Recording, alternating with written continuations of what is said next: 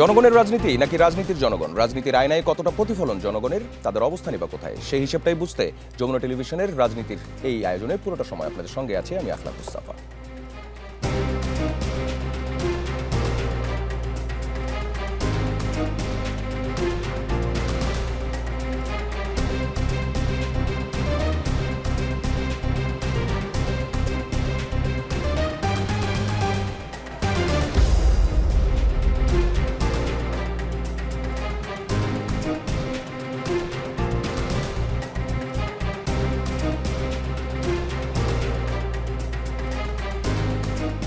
ছয় মাস পেরিয়েছে সরকারের, মন্ত্রিসভায় যোগ হয়েছে নতুন মুখ। মন্ত্রণালয়ের 180 দিনের মূল্যায়ন জনগণের কাছে কি বার্তা?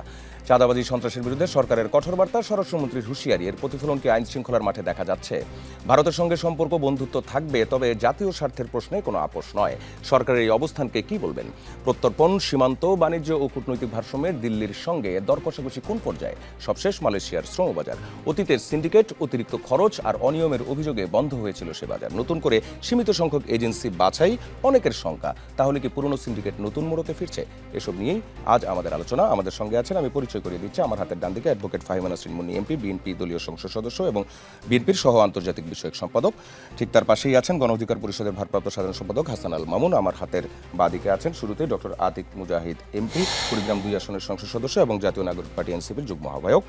এবং ঠিক তার পাশেই আছেন ডক্টর মোস্তফা ফয়সাল পারভেজ, ঢাকা মহানগর উত্তর জামায়াত ইসলামের যুব বিভাগের সেক্রেটারি এবং সাবেক সহযোগী অধ্যাপক, খিরশেহির ইউনিভার্সিটি, তুরস্ক। আপনাদের চারজনকেই আমাদের আজকের রাজনীতির আয়োজনে স্বাগত। দর্শক, রাজনীতিকে আমরা সাজিয়েছি একটু ভিন্নভাবে। এখানে লেভেল প্লেইং ফিল্ড বজায় রাখার চেষ্টা থাকবে। অতিথিদের নির্দিষ্ট সময় বেঁধে দেওয়া হবে কথা বলার জন্য। সময় শেষ হলে মাইক্রোফোন অফ হয়ে যাবে। নিজে নিজে একজন অতিথি চাইলে অন্য অতিথিকে প্রশ্ন করতে পারবেন। শুরুতে একটি কন্টেম্পোরারি বিষয় দিয়ে শুরু করছি, অ্যাডভোকেট ফাহিমা নাসরিন মুন্নির কাছে। একটু প্রশ্নটা বড় হবে, আপা একটু খেয়াল করবেন। কুড়িগ্রামের বুরুঙ্গামারিতে ডিলারের গুদাম থেকে 197 বস্তা ইউরিয়া সার নিয়ে গেছে কৃষকেরা। কৃষকদের অভিযোগ, বারবার ডিলারের কাছে গিয়ে সার না পেয়ে তারা এই কাজ করেছেন। খোলা বাজারে বাড়তি দামে ঠিকই সার পাওয়া যাচ্ছে বলে তাদের অভিযোগ। পুলিশ এবং উপজেলা খাদ্য কর্মকর্তার উপস্থিতিতে প্রায় 7 থেকে 800-র মতো কৃষক এই কাজ করেছে। সারের সংকটের কারণে কৃষকদের মধ্যে এই ক্ষোভ তৈরি হয়েছে বলে জানিয়েছে আবার পুলিশ এবং উপজেলা কৃষি কার্যালয়। স্থানীয় শিলখুরি ইউনিয়নের বিএনপির সাধারণ সম্পাদক মোহাম্মদ আলী আবার বলছেন, এরা কেউ কৃষক নয়, সবাই দুষ্কৃতিকারী। 5 দিন আগেই কৃষিমন্ত্রী বলেছেন দেশে সারের কোনো সংকট নেই, বরং অতিরিক্ত মজুদ আছে। কুড়িগ্রাম ছাড়াও রাজশাহীর বেশ কিছু উপজেলায় সার সংকটের কথাও বলছেন কৃষকরা। প্রশ্নটা হচ্ছে, এটা কি সংকট নাকি অব্যবস্থাপনা? সার না পাওয়া কৃষকদেরকে দুষ্কৃতিকারী বলছেন স্থানীয় বিএনপি নেতা, আবার খোলা বাজারে বেশি দামে পাওয়া যাচ্ছে। কৃষকদের দুষ্কৃতিকারী বলে আসলে কাদের রক্ষা করতে চান তারা? 3 মিনিট। আপনাকে ধন্যবাদ এবং সেই সাথে আমার সহ আলোচক যারা আছেন। দেখেন, আমাদের এই সরকারটা বিগত 6 মাস মোটে হয় এসছে এবং আসবার পরবর্তীতেই আমরা দেখছি যে ফ্যাসিস্ট এবং মাফিয়া যে সরকারটা ছিল দীর্ঘদিন, 4টা টার্ম, 2008-এর পর থেকে 2024 আমরা যদি ধরি, সেখানে তারা সব জায়গাগুলোতেই সবগুলো প্রতিষ্ঠানকেই ধ্বংস করে দিয়ে গেছে। অব্যবস্থাপনা পরতে পরতে সব কিছু মিলিয়ে অর্থনীতি বলুন, দুর্নীতি বলুন, পাশাপাশি একেবারে কেন্দ্রীয় ব্যাংক থেকে ওপর থেকে নিচ পর্যন্ত সবখানেই একটা ধ্বংসস্তূপের উপর দাঁড়িয়ে যখন পুনর্নির্মাণ করবার চেষ্টা করা হচ্ছে, সত্যিকার অর্থে জনগণের ভোটে, প্রত্যক্ষ ভোটে নির্বাচিত একটা সরকার সেই সময়ে বিভিন্ন রকম যে আপনার অস্থিতিশীলতা তৈরি করবে, ফ্যাসিস্ট যারা পালিয়ে গেছে এবং এখনও তো কেউ কেউ অনেকেই রয়ে গেছেন, অনেকেই পালিয়ে গেছেন, তো সেই অবস্থায় তাদের হাতে আর কিছু না হোক, কালো টাকা, দুর্নীতির লক্ষ লক্ষ কোটি টাকা আছে, মানে 1-2 টাকা না। তো সেই রকম অবস্থায় কৃষকদের যেই অভিযোগ, আপনি জানেন যে আমি কিছুদিন আগেই আমার এলাকা এবং পাশাপাশি যেই এলাকা আরও আছে সেখানে কৃষি অফিসার সহ প্রশাসনের যারা আছে সবার সাথে একই বিষয়ে বসেছিলাম, এই সার, যে কৃষকদের অভিযোগ সার সংকট আছে কিনা, কোনো রকম আর্টিফিশিয়াল ক্রাইসিস তৈরি হয়েছে কিনা। আমাকে যেটা কৃষি অফিসার উনি বললেন ঝিনাইদহ, যে না, এই রকম কোনো আমাদের ভীষণ সারের সংকট বিষয়টা মোটেই তা না। বিষয়টা কৃষি যথেষ্ট পরিমাণের মজুদ আছে সার।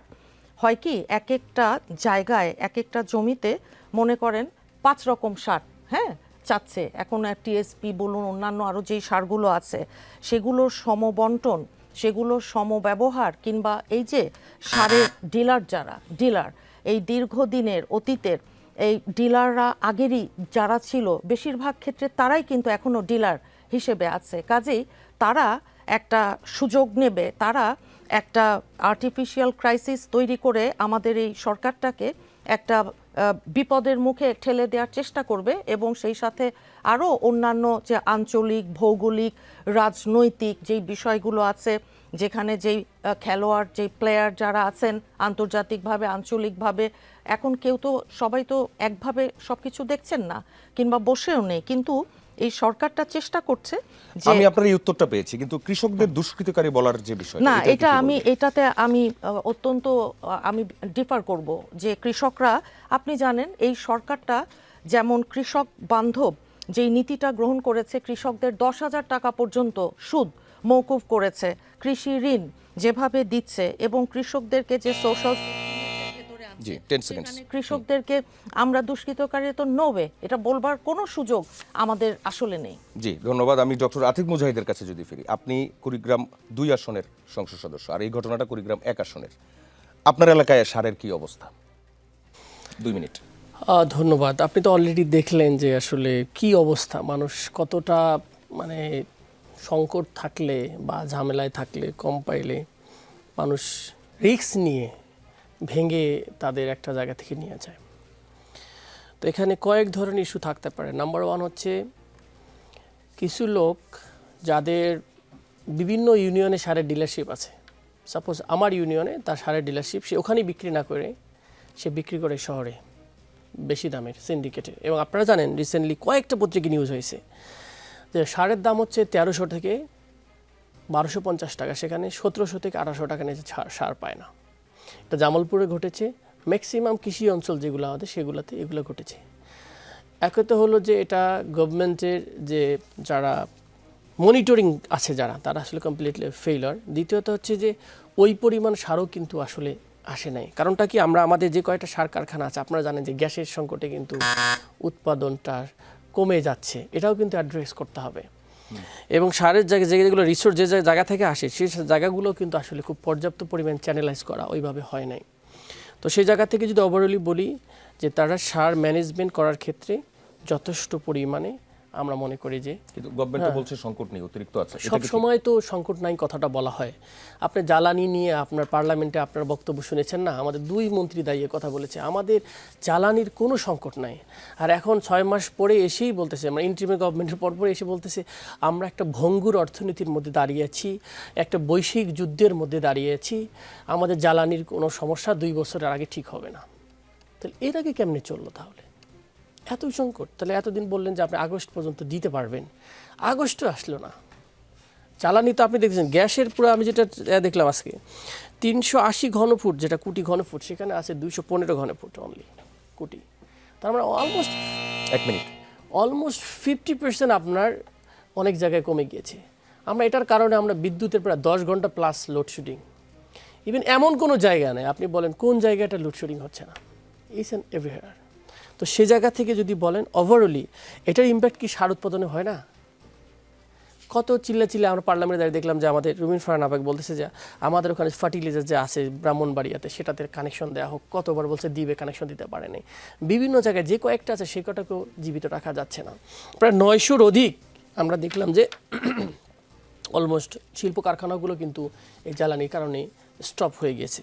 তো সার সংকট একটা আরও মানে ডিপেন্ড হওয়ার আগে এটার ব্যাপারে আরও বেশি অ্যাক্টিভ হওয়া উচিত এবং মানুষকে ক্লিয়ারলি বলা উচিত যে আমাদের এই অবস্থা আছে, এই জিনিস আছে, আপনার এই তা না হলে তো মানুষ আরও বেশি হাহাকার তৈরি হবে। জি ধন্যবাদ আপনাকে। হাসান আল মামুন, একসাথে দুটো প্রশ্নই আপনাকে করি। সার সংকটের এই যে বিষয়ে সরকার যেভাবে পরিস্থিতি সামাল দেওয়ার চেষ্টা করছে অথবা আদৌ করছে কিনা, এই বিষয়টাও আপনার কাছ থেকে জানতে চাইবো। আপনারা সরকার দলের জোটের সঙ্গে আছেন, আবার একই সঙ্গে মন্ত্রিসভার রদবদলে যে নতুন মুখগুলো আসলো 6 মাসের যে মূল্যায়ন, এই মূল্যায়নটা কিভাবে করা হয়েছে বলে আপনারা জানেন? 2 মিনিট। ধন্যবাদ আপনাকে। প্রথমে আমি সারের যে বিষয়টি বলবো যে আসলে আমাদের এমপি মহোদয় আছেন এখানে, আমরা যতটুকু জানি যে 5ই আগস্ট পরবর্তী সময়ে এই অন্তর্বর্তীকালীন সরকার চেয়েছিল বিগত 17 বছর সারের যে ডিলারগুলো ছিল ইউনিয়ন পর্যায়ে এগুলো পরিবর্তন করতে, কিন্তু অন্তর্বর্তীকালীন সরকার সেটি পারেনি, কারণ এই সারের ডিলাররা হাইকোর্টে একটি রিট করেছিল তারা বৈধভাবে থাকার জন্য। এই যে 17 বছরে যারা নিয়োগটা পেয়েছিল সারের ডিলার ইউনিয়ন পর্যায়ে, এরা মোটামুটি বলতে গেলে প্রায় 99% আওয়ামী লীগের রিক্রুটেড। এই সিন্ডিকেটটা কিন্তু এখন পর্যন্ত ভাঙা যায় নাই। আমি এমপি মহোদয়ের সাথে পুরোপুরি একমত। যদি সারের সংকট থাকে, আমি বলবো যে সরকারকে সেই অপারগতা, এটা 5 আগস্ট পরবর্তী বাংলাদেশ, অপারগতা স্বীকার করতে হবে। যে একজন কৃষকের উপর দায় দিবে, বিষয়টা এরকম না। আমরা সম্মিলিতভাবে দেশটা আগায় নিতে যেতে চাই, এবং সেই জন্য আমাদের যেটা প্রয়োজন, যেখানে আমাদের ঘাটতি আছে সেটি জনগণের সামনে এক্সপোজ করা, মানুষকে বলা যে আমার এই জায়গায় ঘাটতি আছে। যেমন বিদ্যুতের যে বিষয়টি আসছে, আমি বলবো যে ভারতের সাথে আমাদের সম্পর্কের একটা টানাপোড়েন শুরু হয়েছে সেই অন্তর্বর্তীকালীন সরকারের সময় থেকেই। আদানি গ্রুপ হচ্ছে আমাদেরকে একটা বিদ্যুতের বিশাল একটা সাপ্লাই দিত, এটা মোটামুটি একটা কাট অবস্থায় আছে। তারপর হচ্ছে আপনি তেলের সংকট, গ্যাসের সংকট, কয়লার সংকট, এই সম্মিলিত সংকটে কিন্তু আজকে বিদ্যুতের সংকট। সেই জায়গাটা থেকে আমাদেরকে উত্তরণ করতে হবে। আর মন্ত্রিসভার রদবদলের যে বিষয়টি এসেছে, সরকার আগেও বলেছে যে প্রাইমারিলি যে মন্ত্রিসভা গঠিত হয়েছে, পরবর্তী সময়ে যেখানে সংযোজন বিয়োজন করা প্রয়োজন সেটা গভর্নমেন্ট করবে, অলরেডি করেছে, অদূর ভবিষ্যতেও করবে। এবং আমার দৃষ্টিকোণ থেকে বর্তমান যে মন্ত্রিসভার রদবদল হয়েছে, সেখানে আমি মনে করব যে সুপার একদম, যারা আসলেই কোয়ালিটিফুল। আমি যে যদি বলি, আমি আমাদের যে পার্থ ভাই আসছে, এরপরে মুশারফ হোসেন, আরও যারা আসছেন, মঈন খান, তারা অবভিয়াসলি এখানে যোগ্য বিদায় বিএনপি দিয়েছে। এবং ধন্যবাদ। আমি মোস্তফা ফয়সাল পারভেজের কাছে আসতে চাই। সার সংকটের বিষয়টাও যদি বলি, সংকট অব্যবস্থাপনা নাকি সমন্বয়হীনতা নাকি কমিউনিকেশন গ্যাপ, এটাও যেমন জানা। একই সঙ্গে সরকারের যে মন্ত্রিসভার যে রদবদল হলো এবং আরও এটা হবে বলা হচ্ছে, সেই জায়গা থেকে এই মূল্যায়নকে আপনারা কিভাবে মূল্যায়ন করবেন? 2 মিনিট। জি, ধন্যবাদ আপনাকে। আসলে কৃষিমন্ত্রী বলেছেন, আমিনুর রশিদ বলেছেন যে সার সংকট নেই, কিন্তু তৃণমূলের বাস্তবতা সম্পূর্ণ ভিন্ন। আমার কাছে প্রতিদিন আমার নির্বাচন এলাকা কাহালনন্দী গ্রাম থেকে অসংখ্য কৃষকের ফোন দেয়, তার সার পাচ্ছে না। 30 বিঘা জমি চাষ করেছে, সে 1 মণ 2 মণে বেশি সার পাচ্ছে না। সে টিএসপি পাইতে ইউরিয়া পাচ্ছে না, ইউরিয়া পাইতে টিএসপি পাচ্ছে না, এরকম সংকট রয়েছে। আবার 1200 টাকার সার কিন্তু ঠিকই তারা 1700, 1800 টাকায় পাচ্ছে। এর কারণটা কি? কারণ আমি এক ডিলারকে জিজ্ঞাসা করলাম, আপনার সার এমন করছে কেন? বলছে, ভাই আমি তো 20 লক্ষ টাকা দিয়ে আমি ডিলারশিপ নিয়েছি, আমাকে কিন্তু বাঁচতে হবে। এবং এই টাকাটা একটা অংশ রাজনৈতিক নেতারা নিচ্ছে। প্রশাসনকে এগুলো জানে না? প্রশাসন অবশ্যই জানে। তার প্রশাসন কেন টেক কেয়ার করছে না? কারণ তারা ভয় পায়। কিভাবে ভয় পাবে? আপনি দেখেন যে নাটোরের গত সপ্তাহে কি হলো। ডিলারের ওই অবৈধভাবে বিক্রি করা যে সার, সেটার টাকা রাজনৈতিক নেতারা পাচ্ছে বলছেন, অনেক জায়গায় পাচ্ছে। প্রমাণ আছে কিনা বলবেন? এভাবে তো প্রমাণ তো আমি এখন দিতে পারবো না, আচ্ছা, আপনি ঠিক এখন আছে, প্রমাণ বলুন। দিতে পারেন। কিন্তু বাস্তবতা হলো যে আওয়ামী লীগের এজেন্ট যারা ডিলারশিপ ছিল, তারা কিন্তু এখনো তাদের নামে আছে, কিন্তু কন্ট্রোল করছে লোকাল অনেক ক্ষমতাসীন ব্যক্তি, তাদের হাতে নিয়ন্ত্রণে রয়েছে, কারণ তারা কন্ট্রোল করছে। প্রশাসন সেখানে অনেক জায়গায় জানে এখানে সার আছে, সাহস পাচ্ছে না। কারণ আপনি দেখেন নাটোরের গত সপ্তাহে একটা ঘটনা ঘটেছে যে সেখানে একটা দলের বিএনপির রাজনৈতিক নেতারা ইউনো অফিসে হামলা করেছে, ইউনো মামলা করছে, ইউনো উড্র হয়েছে, ডিসি উড্র হয়েছে, রাজশাহী বিভাগ কমিশনে উড্র হয়েছে একটা ঘটনার কেন্দ্র থেকে। তো প্রশাসন কীভাবে এখানে ফেয়ার এখানে কিছু করার চেষ্টা করবে? তো স্বাভাবিক আমি মনে করি সরকার বলছে আমাদের সংকট নেই, কিন্তু আমার মনে হয় সরকার যথেষ্ট সচেষ্ট হওয়া দরকার। একই সাথে তৃণমূলের রাজনৈতিক নেতারা যেন অব্যবস্থাপনার কারণে এটিকে হাতিয়ার ইউজ করতে না পারে, মুনাফা লাভের জন্য ইউজ করতে পারে, সেদিকে খেয়াল রাখতে হবে। দ্বিতীয় যে বিষয়টি বলেছেন, এখানে সরকার রদবদল হয়েছে, আমরা তো আসলে জনগণ মনে করেছিল আরও অনেক মন্ত্রীর রদবদল হবে। অনেক মন্ত্রীদের বিরুদ্ধে বিভিন্ন নেতিবাচক অভিযোগ এসেছে, তাদের ব্যর্থতার বিষয় এসেছে, শিক্ষা সহ পানি সম্পদ সহ অনেক বিষয় এসেছে, কিন্তু সেখানে 2-1টি জায়গায় রদবদল হয়েছে আমরা দেখেছি। আমাদের মনে হয় সরকারের উচিত হবে যে মন্ত্রীরা ভালো পারফর্ম করছে তাদেরকে অবশ্যই রাখা, যারা পারফর্ম করছে না তাদেরকে সরকার প্রয়োজনে আমরা মনে করি পরিবর্তন করতে পারে এই জায়গাতে। বাট অবশ্যই জনগণের যে প্রত্যাশাগুলো, আমরা কি চাই দেখেন, শিক্ষা মন্ত্রণালয় থেকে জনগণ কি চাই, আমরা কিন্তু এটা নিয়ে অনেক আলোচনা হয়েছে, আন্দোলন হয়েছে। তারপর আপনার স্বাস্থ্য নিয়ে সরকারের আমরা 30 সেকেন্ড। অবশ্যই সরকারকে এই বাজারে খেয়াল রাখতে হবে, যারা ব্যর্থ হচ্ছে তাদেরকে অবশ্যই সরে দেওয়া দরকার।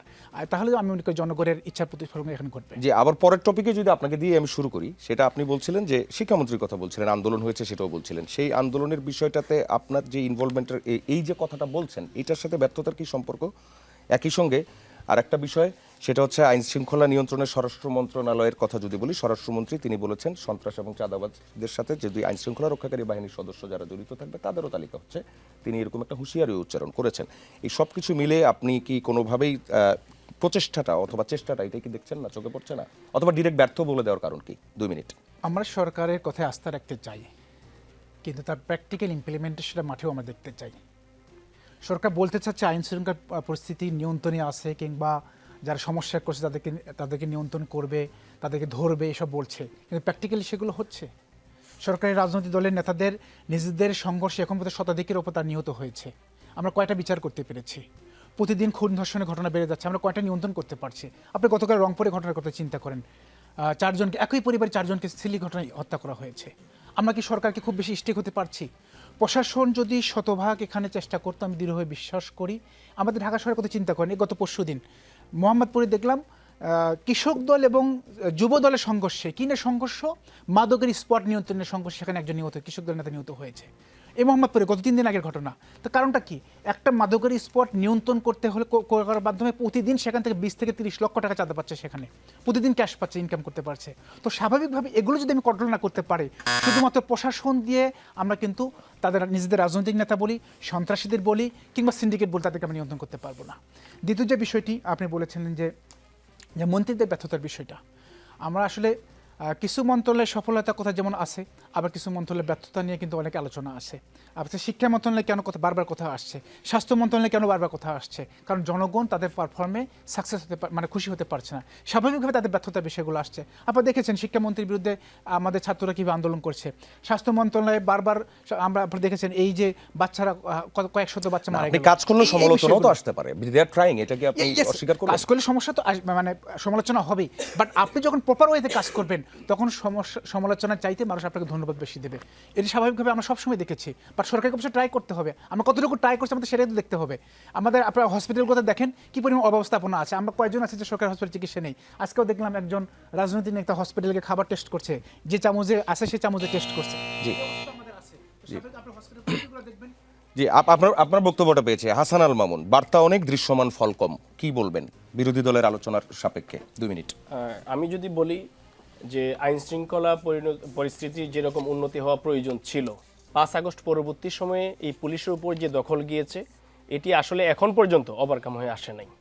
তো সেই জায়গা থেকে স্বরাষ্ট্রমন্ত্রী বলেছেন দুর্নীতিবাজ, চাঁদাবাজ, সন্ত্রাস নির্মূল করবেন। আমি এটির প্রতিফলন যদি বলি, আপনি প্রতিদিন হেডলাইন দেখবেন যে ঢাকায় 4 থেকে 500 গ্রেপ্তার হচ্ছে, এবং এরা কিন্তু রাজনৈতিক দলের কর্মীরা, এরা হচ্ছে মাদক কারবারি কিংবা ছিনতাইকারী, অস্ত্রবাজ, খুনি, এরা গ্রেপ্তার হচ্ছে। সারা দেশেই কিন্তু এই অভিযান অব্যাহত রয়েছে।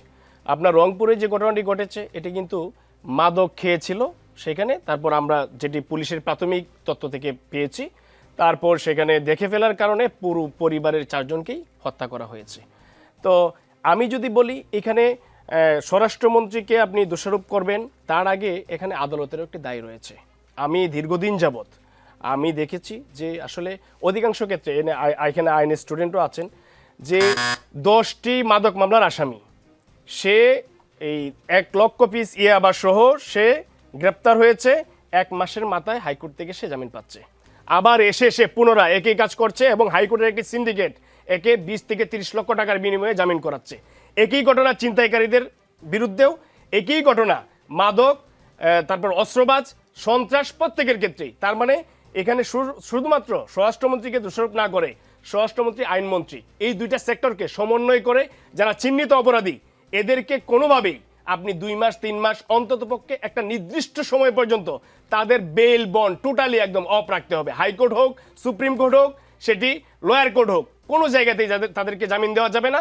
এই কাজটি যদি গভর্নমেন্ট করতে পারে, তাহলে চিহ্নিত অপরাধী যারা আছে, যারা এই অপরাধগুলো ঘটাচ্ছে, সেটি ভাই বলেছেন মোহাম্মদপুরের ঘটনা, আরও বিভিন্ন জায়গায় যে ঘটনাগুলো আছে, আমরা বিশ্বাস করি যে এই গভর্নমেন্ট পারবে, এই গভর্নমেন্টকে পারতে হবে। কারণ 5 আগস্ট পরবর্তী বাংলাদেশের প্রত্যেকটা মানুষের আশা আকাঙ্ক্ষার সরকার এটি, এই গভর্নমেন্টকে অবশ্যই পারতে হবে এবং পারবে বলে আমি বিশ্বাস করি।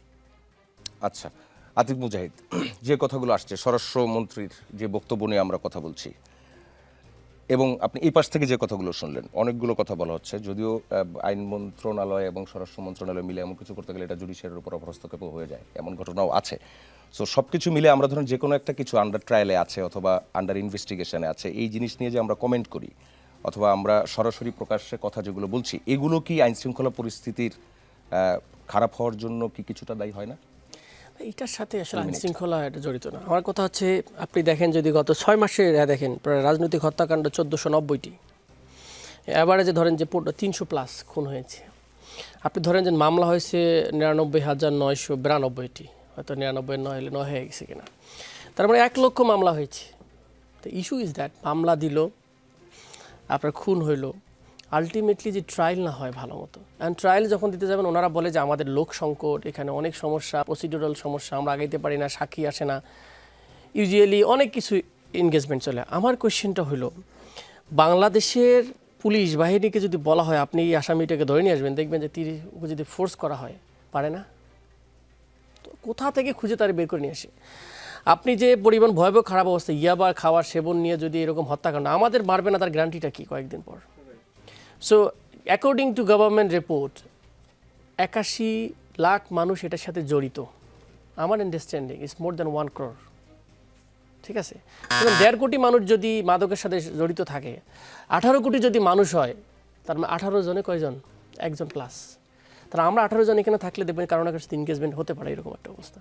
তো এটা আস্তে আস্তে যদি আরও বাড়া শুরু হয়, তাহলে আমাদের আশেপাশে তো এরকম ঘুরে বেড়াচ্ছে, যেগুলো সব মেরে ফেলবে, আপনার তো ঠিক নাই। সো ইউটা স্ট্রিক্ট হইতে হবে। কি স্ট্রিক্টটা কার আন্ডারে? আইন শৃঙ্খলা বাহিনী কার আন্ডারে? স্বরাষ্ট্র কি দেখতে হবে তো? এটা আপনি কোনো ওয়ে নাই। আমি যখন আইন শৃঙ্খলা মিটিংয়ে বসি, পুলিশ দোষ দেয় যে একে কীভাবে বিজিবি ঢোকে, বিজিবি বলে আমাদের ওখানে টহল দিতে পারি না, এইসব করতে আমাদের সব শেষ। তাহলে কে ঠিক করবে? যদি বলে একটাও ঢুকবে না, ইট ইজ পসিবল, কারণ আমরা পুশিন ঠেকাইছি না। কীভাবে পুশিন ঠেকলাম? বলছে একটাও ঢুকবে না, ঢুকছে? ওইভাবে বলবে যে একটাও ঢুকবে না। আর এখন তো নতুন আইন হয়েছে, যাদেরকে পাওয়া গেলে তাদেরকে বিশাল রায় দেওয়া হবে। সমস্যা যেটা হয়েছে, আমি একবার বলেছিলাম, অনেক ক্ষেপে গেছিলাম, মাদক নিয়ন্ত্রণ কর্মকর্তারা অনেকেই জড়িত, যা তারা অভিযান চালার আগে ফোন মেসেজ করে দিয়ে দেয়। এবং এমনও পাওয়া গেছে যে অনেকে ডোপ টেস্ট করলে অনেকে আপনি দেখবেন যে অনেকে এটার সাথে জড়িত হয়েছে। সো এইভাবে যদি আমাদের মাদক, এটা তো ন্যাশনাল একটা প্যান্ডেমিক হয়ে গেছে আমাদের দেশে, মাদক ইজ প্যান্ডেমিক, এবং আমাদের সবাই এটার জন্য সাফারিং করব। আমার গ্রামে অনেস্টলি কথা বলি, আমার গ্রামে গিয়ে আমি বসছি, গ্রামের সব মানুষকে নিয়ে আমি বলছি, কমিটি ঘোষণা করছি, বলছি 4 জন, আমরা এখানে 4-5 জন দেখলাম যে খুব ভালো ব্যবসায়ী, মানে তারা প্রচুর ব্যবসা করে, এবং 50 জন নাকি খাইতে আসে পুরো রাত্রে প্রতিদিন করে। আমি বললাম, ওয়ার্নিং চলে গেছে অবশ্যই তোমাদের কাছে, আমি জানি। আমি বলছি এসপি সাহেবকে তালিকা দিয়ে বলছি, নো অপশনস, এদেরকে অ্যারেস্ট করতে হবে, এবং শক্তভাবে এটার ব্যাপারে আমাদের ভূমিকা পালন করতে হবে। কারণ এটার সাথে অনেক আইন শৃঙ্খলা অবনতি জড়িত। এই লোকই চুরি করবে, এই লোকে ডাকাতি করবে, এই লোকে মারবে মানুষকে, কারণ তাকে সেন্সলেস, তার খাওয়ার যখন নেশা উঠবে, তাকে যদি আপনি যা দিবেন সে তাই করে ফেলবে। তো এইরকম একটা জেনারেশন, আমরা তো মনে করি আমাদের বিরুদ্ধে একটা, আমাদের নেইবারিং যারা আমাদের বিরুদ্ধে শত্রু আছে, তারা তো আমাদের বিরুদ্ধে যুদ্ধ করতেছে ইয়াবা এবং মাদকাসক্ত দিয়ে। আমাদের জেনারেশনকে মারার জন্য বন্দুক লাগবে না, আমাদেরকে ইয়াবা দিয়ে মেরে ফেলবে। তো এইরকম একটা ভাঙাচুরা একটা ইয়াবা জেনারেশন দিকে আমরা বাংলাদেশ পরিবর্তন করতে। জি, আপনার কোশ্চেন ভাইমা নাসরিন মুন্নির কাছে আসছি। পুরো আলোচনাটা আপনি শুনলেন। সবশেষ যে প্রশ্নটি বিরোধী দল থেকে বলা হচ্ছে, সেটির উত্তরটা জানতে চাইবো। এবং আরও একটি প্রশ্ন বলা হয়, চাঁদাবাজ বদলেছে, কিন্তু চাঁদাবাজের রাজনৈতিক পরিচয় বদলেছে, সরকার কিভাবে এই জিনিসগুলোকে নিশ্চিত করছে এটাও যেমন আছে। একই সঙ্গে আপনাকে এই যে মন্ত্রিসভার যে রদবদল, সেখানে আসলে মূল্যায়নটা কিভাবে করা হয়েছে, এটা একটু জানতে চাই। 3 মিনিট। ধন্যবাদ আপনাকে।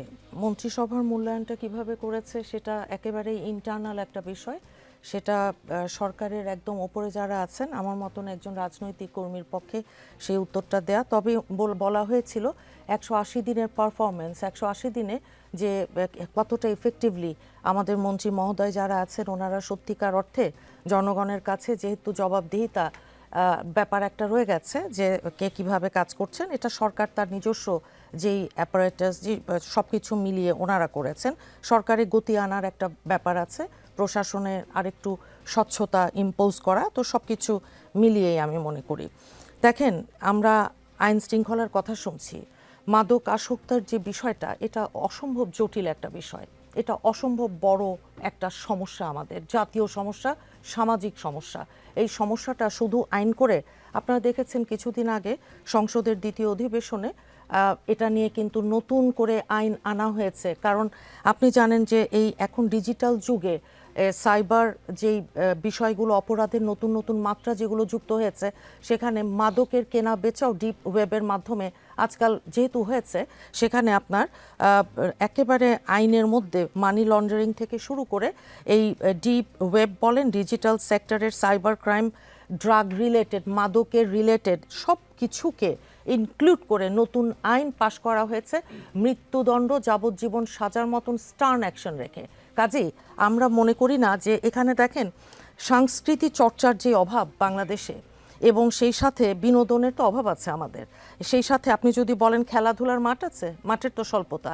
এখন তো কালচার হচ্ছে আপনার ফ্ল্যাট বাড়ির কালচার, আমরা তো ছোটবেলায় খেলে বড় হয়েছি, কলোনির মাঠে এখন কি খেলে বাচ্চারা? খেলার মাঠ নেই। এবং সেই সাথে থিয়েটার কিংবা সিনেমার মতো যে সৃজনশীল যে বিষয়গুলো আছে এগুলোর নিষ্ক্রিয়তা, সব কিছু মিলিয়ে এটার জন্য দরকার আমাদের একটা অসম্ভব বড় রকমের সামাজিক আন্দোলন। রংপুরের ঘটনাটা যেটা দেখলাম আমি, এটা তো আপনার একটা ঘটনা অত্যন্ত দুঃখজনক। পরিবারের 4 জন শিক্ষক সহ যে মারা গেছেন, তো হত্যা করা হয়েছে। এখানে নিরাপত্তা ব্যবস্থা, স্বরাষ্ট্র মন্ত্রণালয়ের কার্যক্রম নিয়ে গালমন্দ, নানান রকম কথাবার্তা সকাল থেকে সোশ্যাল মিডিয়ায় যেটা শুরু হয়েছে, পরে তো দেখা গেল যে বাড়ির ছাদে ইয়াবা সেবনে বাধা দেয় রংপুর জেলা স্কুলের অবসরপ্রাপ্ত শিক্ষক গণপতি চক্রবর্তী এবং তার ঘটনায় যারা আছে পরিচিত, পূর্ব পরিচিত মুগ্ধ দাস, আরেকজনের নাম সিদ্ধার্থ দাস। তো এইখানে তো দেখা গেল যে পুলিশ বেশ প্রোঅ্যাক্টিভ, পুলিশ বেশ ভালোই একটা রোল নিয়ে রংপুর যেই পুলিশ যেই জায়গায় ঘটেছে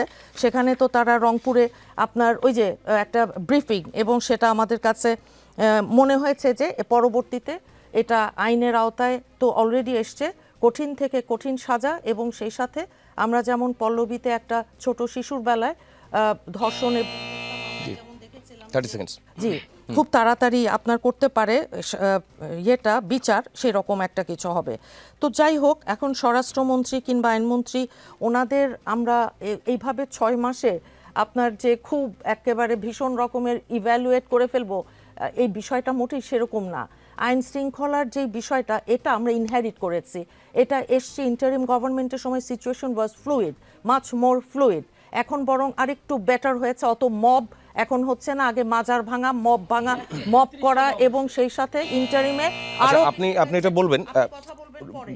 যখন আপনি স্ট্যাটিস্টিক্স দেখবেন, 20 seconds দেখবেন স্ট্যাটিস্টিক্স প্রত্যেকের হাতে মোবাইল ফোন আছে, প্রত্যেকে দেখেন, ওয়েবসাইটে গিয়ে চেক করেন যে বাংলাদেশের যে পুলিশ হেডকোয়ার্টারের যেই রিপোর্ট এবং রিপোর্টেড আনরিপোর্টেড সব কিছু মিলিয়ে, আমি বলছি না যে এটা খুব ভালো হয়েছে, আমি সেটা বলছি না, আমি বলছি এটা আরও কমা উচিত ছিল। কিন্তু পুলিশের সাইকি, পুলিশের যে আপনার নীতি নৈতিকতার ব্যাপারটা, একটু মনোবল ফিরিয়ে আনার ব্যাপার আছে, আর তাদের সব কিছু মিলিয়েই এখন যেই একটু নতুন করে আমাদের স্বরাষ্ট্রমন্ত্রী মহোদয়ের যেই বক্তব্য আপনি বলেছেন যে ইভেন পুলিশের কেউ যদি কোনো অপরাধের সাথে যুক্ত থাকে তাদেরকেও আইনের আওতায় আনা হবে। কাজে কোনো কিছুই কেউ এখানে ছাড় দিচ্ছে আপনারা না। রংপুরের ঘটনাটা নিয়ে বলছিলেন তো, জি।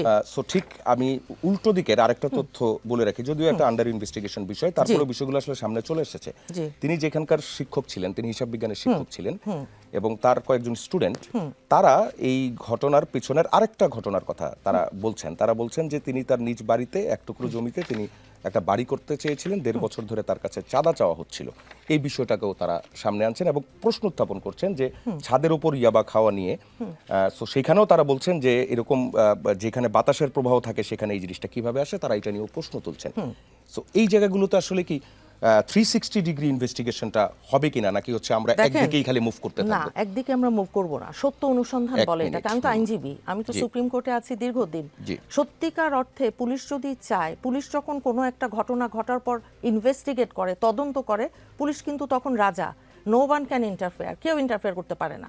পুলিশ যখন আপনার সত্যিকার অর্থে একটা ঘটনা ঘটে গেছে, দুর্ঘটনা মর্মান্তিক, তখন সে যখন সব কিছুর বাইরে কোনো রাজনৈতিক এখানে আপনার প্রভাব কিংবা আমরা রাজনৈতিক কিছু শক্তি প্রয়োগ করছি, টাকা পয়সা দিয়ে পুলিশের মুখ বন্ধ করছি, বিষয় এর ভিতর থাকে, তো এর একটাও না। কাজেই আমি মনে করি সত্যিকার অর্থে যদি তদন্ত যখন হচ্ছে, এবং সত্যিকার অর্থে আমি দেখেছি সোশ্যাল মিডিয়াতে এবং নিউজে, আপনিও নিশ্চয়ই দেখেছেন, এই যে ভদ্র মহিলা যিনি মারা গেছেন, এই যে এই শিক্ষক, ওনার স্ত্রীর গণপতি চক্রবর্তী, ওনার স্ত্রীর বোনের একটা ইন্টারভিউ আছে।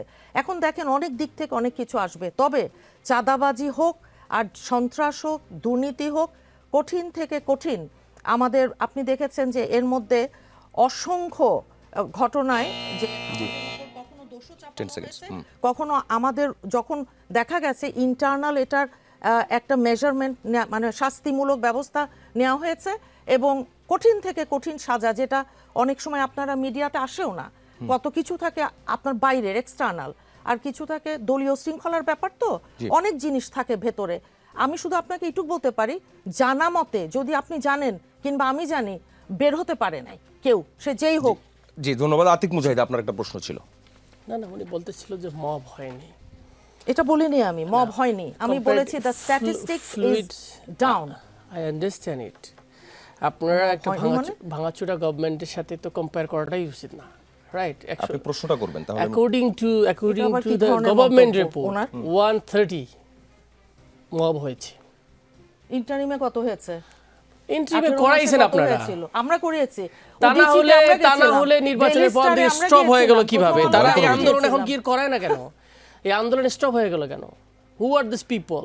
তারা কারা ছিল এতদিন আন্দোলন করলো, এরপরে বন্ধ হয়ে গেল, দাবি দেওয়া স্টপ হয়ে গেল। কোনটা? বাংলাদেশে এখন তো সব জায়গায় সমস্যা হইতেছে, সার নাই, বিদ্যুৎ নাই, টানা কিন্তু অনেকগুলো আন্দোলন করে হয়েছে, না। সেগুলোর কথা বলছে যে এগুলো তো সেটা আপনি কি? বলছেন এগুলো বিএনপি 6 মাসে Second. প্রিম্যাচুর কিন্তু জেল কেটে বের হয়েছেন কারা? এই যে আনোয়ার কে আপনার দলের লোক ছিল? ডেইলি স্টারে হামলার সাথে ডেইলি জড়িত। স্টার দিচ্ছে ছবি আমাদের। তিনি আসছে এখন না? NCP তে আছেন। সোশ্যাল মিডিয়ায় NCP ছবি তে আসছে। কবে বহিষ্কার দিছে? গত 10 দিনে কিন্তু প্রায় 32টা ইউনো অফিসে মব হয়েছে, পরিকল্পিত মব হয়েছে, এবং সবগুলোর সাথে সরকারি দলের নেতাকর্মীরা জড়িত ছিল। কখনো না। 32টা আপনি এটা একেবারে কোথা থেকে specific। আপনি আলপটকা মন্তব্য No, no, পেশ of করছেন? course, আমি দেখছি আপনি বেশ অবশ্যই। করছেন, কিন্তু এবং যখন আপনি আমি জানেন- আপনি জানতে চাইলো এবং যে আপনি স্পেসিফিক সুনির্দিষ্ট অভিযোগ বলবেন, আপনি একটু আগে আপনার বক্তব্যে নাটোরের বলেছেন বাগদিপাড়াতে সেরকম কিছু ইউনো, নেই। আচ্ছা, তিনি কিছু উত্তর দিচ্ছেন, রাজশাহী নাটোরের ডিসি ও দেন। রাজশাহী বিভাগ কমিশন বলেন। 3 জনকে Okay. এই ঘটনার একজনই বিরুদ্ধে তাদেরকে উদ্ধার করা হয়েছে। এবং আপনি দেখেন তো কারণ সার্চ দেন নেই? 32টা withdraw ইউনো করার কারণ অফিসে, ছিল? 32টা ইউনো অফিসে হামলা হয়েছে। কারণটা হলো কি, এই যে কি বলে ফ্যামিলি কার্ডের ফিল্ড লেভেলে যে 3-4 জন নিয়োগ হবে, এটা রেজাল্ট পাবলিশ হয়েছে। 32টা ইউনো অফিসে হামলা হয়েছে এমন তথ্য তো আমরা না। 18টা প্রাথমিকভাবে হয়েছে, এটা তো 18টা সবার আগে প্রাথমিকভাবে আছে। হয়েছে। না, আচ্ছা এটা ঠিক আছে, যাই হোক, আমাদের গণমাধ্যমের আলোচনা যুগ, চলতেই social থাকবে। media আপনারা যুগ। চারজনই আছেন আমাদের সঙ্গে। দর্শক, রাজনীতিতে বিরতি বলে কিছু নেই, আমরা ফিরছি কিছুক্ষণের মধ্যেই, সঙ্গেই থাকবে।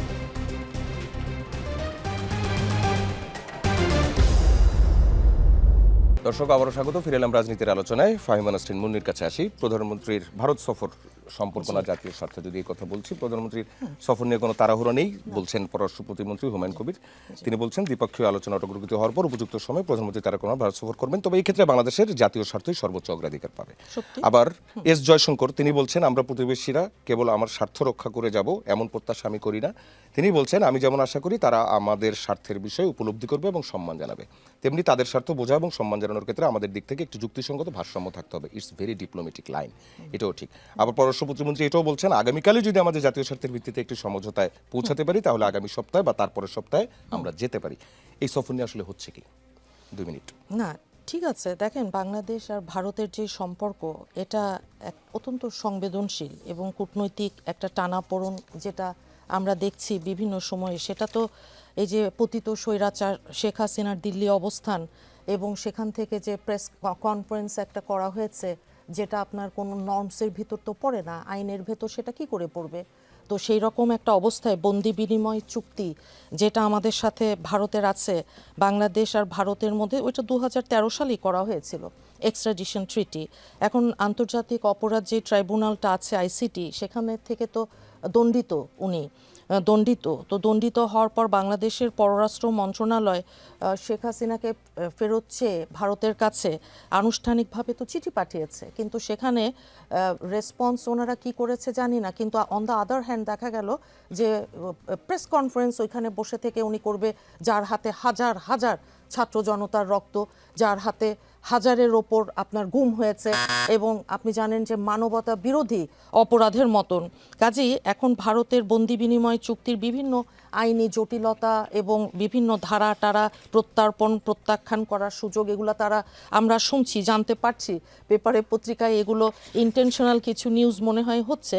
তো আমরা মনে করি যে কৌশলগতভাবে আশ্রয় দিয়ে রেখেছে ভারত। এখন বাংলাদেশ ক্রমাগত আমরা তাগিদ দিয়ে যাচ্ছে পররাষ্ট্র যে পদ্ধতিগুলো আছে এবং কূটনীতির মাধ্যমে, কিন্তু ভারত সরকার আসলে এটাকে নিয়ে কি করছেন, এড়িয়ে যাচ্ছে কিনা, এটা একটা দেখবার বিষয় আছে, রাজনৈতিক একটা টানাপোড়েন। তবে আমাদের মাননীয় প্রধানমন্ত্রীর ভারত সফর আর কূটনৈতিক যেই একটা অবস্থান, আমরা প্রধানমন্ত্রী হিসেবে দায়িত্ব গ্রহণের পর এটার একটা আলোচনা যেটা তারা ভীষণভাবে নিয়ে এসেছে, সেখানে সফরটাকে সত্যিকার অর্থেই একটা দ্বিপক্ষীয় অগ্রগতির সাথে যুক্ত করা, কিংবা আপনার ঢাকা যেই বার্তাটা দিয়েছে যে উপযুক্ত কূটনৈতিক 10 সেকেন্ডস। জাতীয় স্বার্থের স্পষ্ট প্রতিফলন যদি না থাকে, তাহলে তড়িঘড়ি করে কোনো শীর্ষ সফর এভাবে হয়তো লাভ নেই, এটা তো আমাদের বুঝতে হবে। জি, আপনার উত্তরটা পেয়েছি। মোস্তফা ফয়সাল পারভেজ, আপনাদের আমির, তিনি বলছেন ভারত সফরে আপত্তি নেই, তবে হতে হবে সমতা এবং সমমর্যাদার ভিত্তিতে। আপনাদের কাছে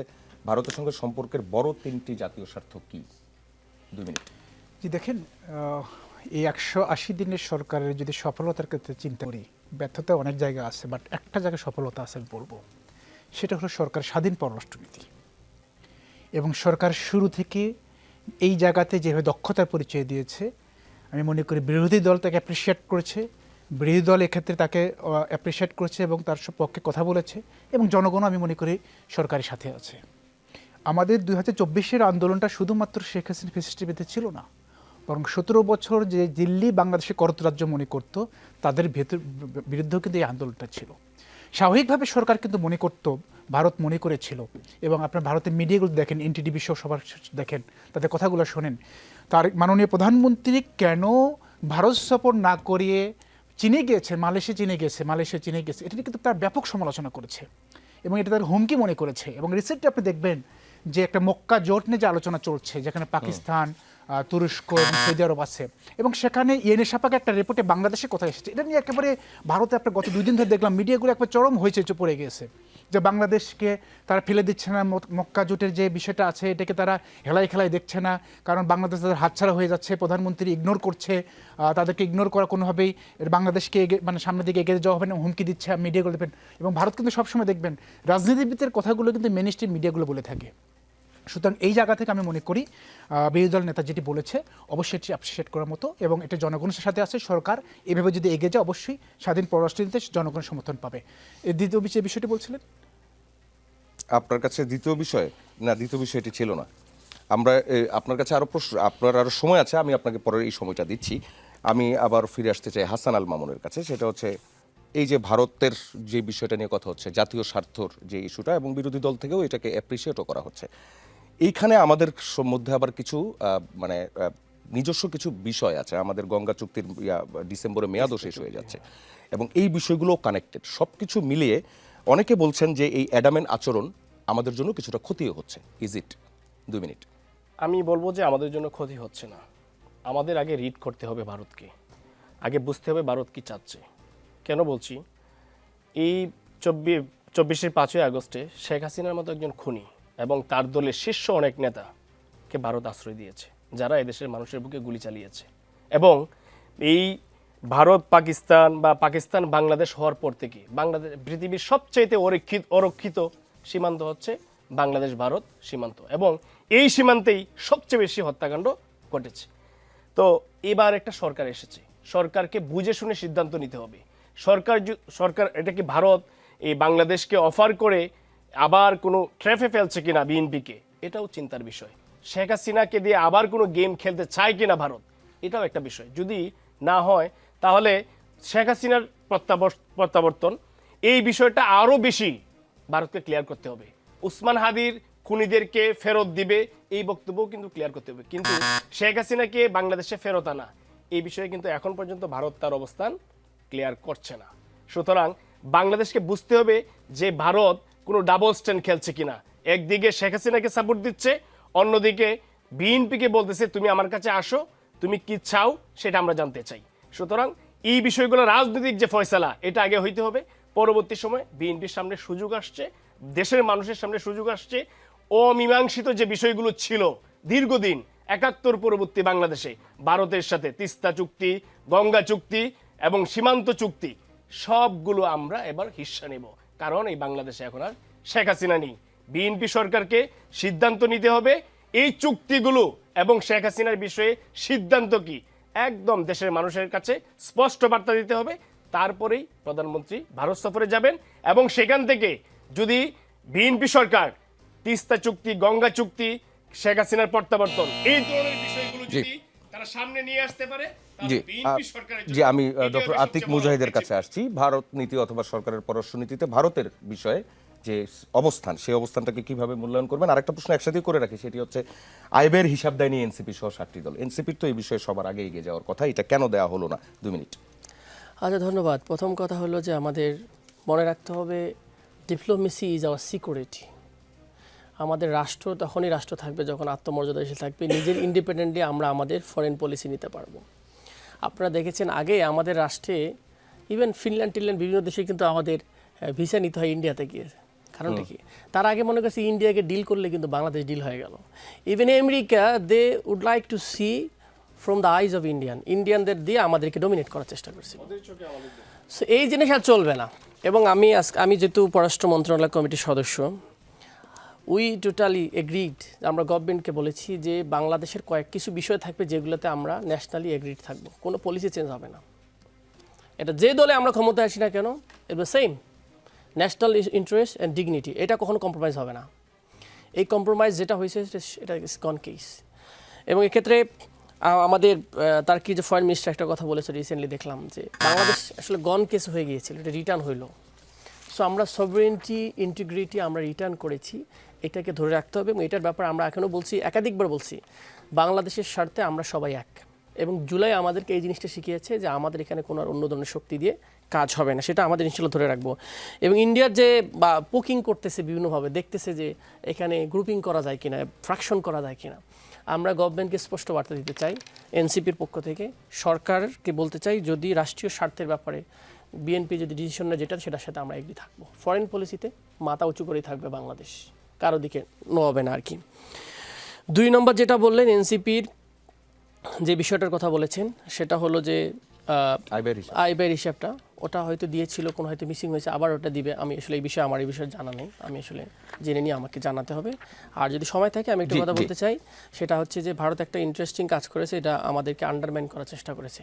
5 আগস্টে শেখ হাসিনাকে দিয়ে আমাদেরকে তারা আন্ডারমাইন করার চেষ্টা করেছে। এবং এটা রেসপন্সে পররাষ্ট্র মন্ত্রণালয় যেটা করেছে, I think I should salute personally, because তুমি আমাকে আন্ডারমাইন করবা আমাদের সেন্সিটিভ একটা ডে, যেদিন আমাদের অনেকের রক্ত এখনো শুকায় নাই, তুমি সেই দিনে অ্যালাউ করবা আর বলবা যে তুমি আসো ইন্ডিয়াতে।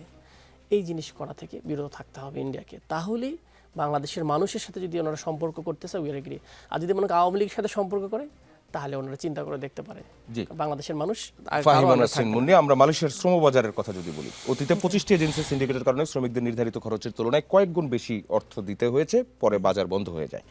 এবার সীমিত সংখ্যক এজেন্সি বাছাই নিয়েও প্রশ্ন উঠছে, সরকার কি এসব যোগ্য এজেন্সির উন্মুক্ত এবং স্বচ্ছ প্রক্রিয়া নিশ্চিত করতে পেরেছে কিনা, অথবা এটা ক্লিয়ার করবে কিনা? 2 মিনিট।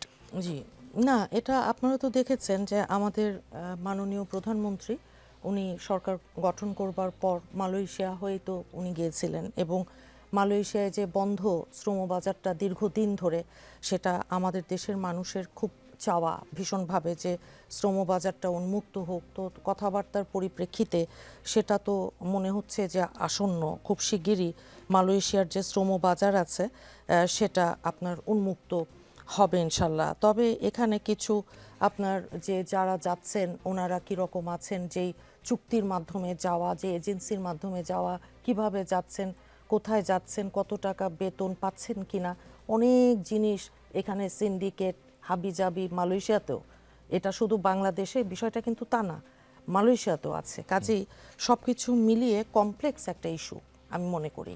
এই ইস্যুটাকে সহজ করে এনে আমাদের সত্যিকার অর্থেই যেই মেধাবী এবং যোগ্য মানুষগুলো জীবন জীবিকার তাগিদে আজকে মালয়েশিয়া যায়, কিংবা মিডল ইস্টে যাচ্ছেন, কিংবা পৃথিবীর অন্যান্য বহু দেশে ওনারা যাচ্ছেন। এখন রেমিটেন্স আমাদের যেই অন্যতম বৃহৎ একটা আমাদের উপার্জন রাষ্ট্র হিসেবে, তো সেখানে ওনাদের ভালো মন্দ, ওনাদের সব কিছু দেখা, এটা একটা সরকারের কিন্তু নৈতিক দায়িত্ব বটে।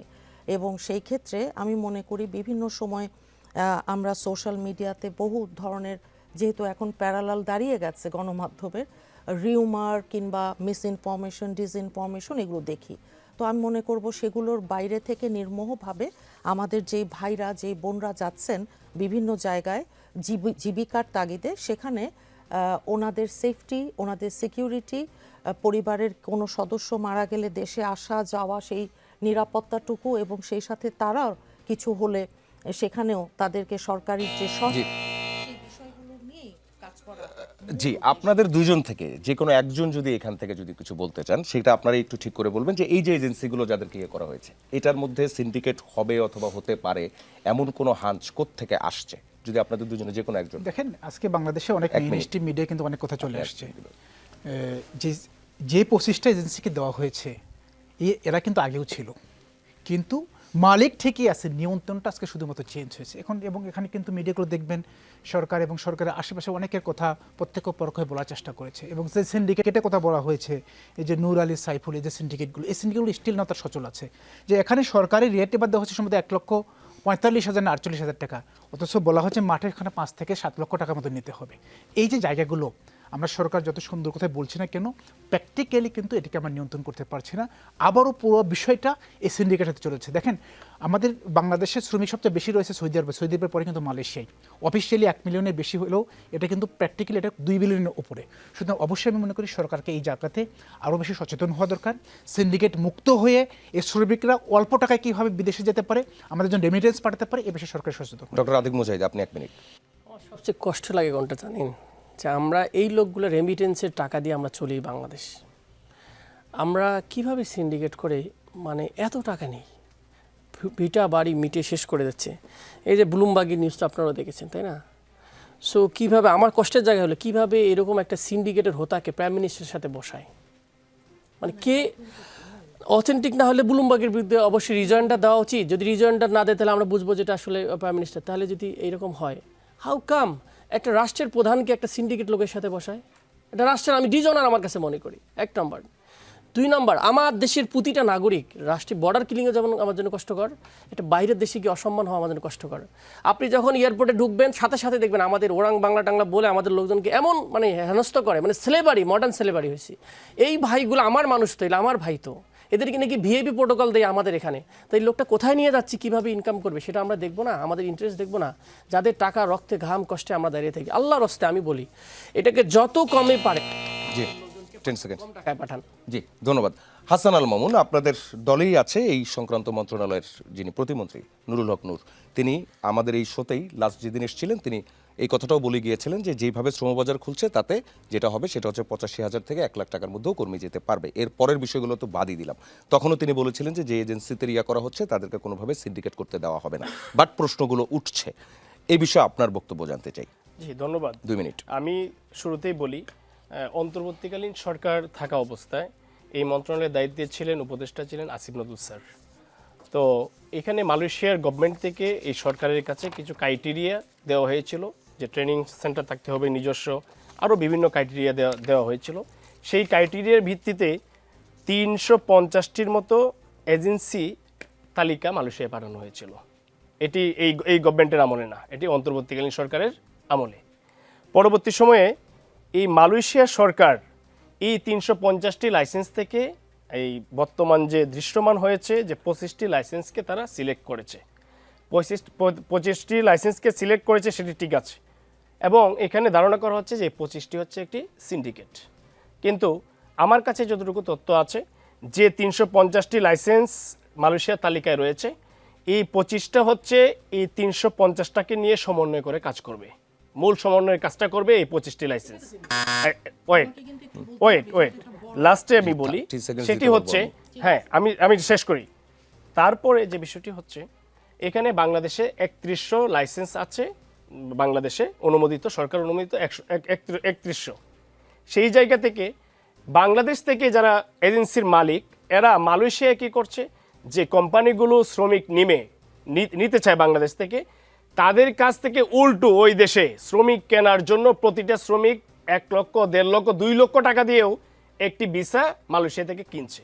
যার কারণে গভর্নমেন্টের ইচ্ছা হলো এখানে সিন্ডিকেট যদি হয় তাহলে এটা পরিমাণটা বাড়বে, কিন্তু উন্মুক্ত বাজারে যদি ছাড়া হয়, 3100 লাইসেন্সকে যদি সেই প্রায়োরিটি দেওয়া হয় যে তুমি মালয়েশিয়ায় লোক পাঠাইতে পারবা, তাহলে এই ভিসাটার দাম হবে তখন 10 লক্ষ টাকা। কেন বলছি? কারণটা হচ্ছে যে আমি যদি এখান থেকে বাংলাদেশ থেকে যদি আমি লোক নিতে পারি, যদি আমি ওইখান থেকে 2 লক্ষ 3 লক্ষ টাকা দিয়ে মালিকের কাছ থেকে যদি আমি ভিসাটা ক্রয় করতে পারি, তাহলে আমি এখান থেকে 6 লক্ষ টাকায় আমি জি আপনার বক্তব্যটা পেয়েছি। আমি মুন্নি আপাকে বলবো 30 না, সেকেন্ড। যে কথাটা উনি বলেছে, এরকম সত্যিকার কোনো আপনার কাছে অকাট্য প্রমাণ যদি থেকে থাকে তাহলে আপনি বলবেন, না হলে এই রকম কথা যে মালয়েশিয়ার শ্রমবাজার পুনরায় চালু হওয়াকে কেন্দ্র করে যে একটা নতুন করে এই ধরনের দুর্নীতির অভিযোগ ওঠা কিংবা সিন্ডিকেট, এখানে আপনি যেমনভাবে বললেন যে আমাদের মাননীয় প্রধানমন্ত্রীকে জড়িয়ে এই বিষয়টার আমি তীব্র প্রতিবাদ জানাচ্ছি এবং না আমি জানিয়ে রাখলাম, কারণ আমি প্রতিবাদ আমি জানাচ্ছি। জি আমি দেখছি তো যে এটা খালি বললে তো হলো না, এখানে আপনার সত্যিকার অর্থে যে শেষ করতে হবে। অকাট্য জি। কোনো প্রমাণ তথ্যভিত্তিক আপনার কাছে আছে কিনা, যদি থাকে আপনি বলবেন, আপনার সূত্র আপনি বলবেন, আর যদি জি। না থাকে দুঃখ প্রকাশ করবেন। আমাদের শেষ করতে হবে। অ্যাডভোকেট ফাহিমা নাসরিন মুন্নি, হাসান আল মামুন, মোস্তফা ফয়সাল পারভেজ এবং ডক্টর আতিক মুজাহিদিনকে, আপনাদের চারজনকে ধন্যবাদ আজকের রাজনীতিতে আসার জন্য। দর্শক, রাজনীতিতে কোনো শেষ নেই, তাই চলতেই থাকবে। আমরা ফিরব বৃহস্পতিবার রাত ঠিক 9টায়, সঙ্গেই থাকবেন।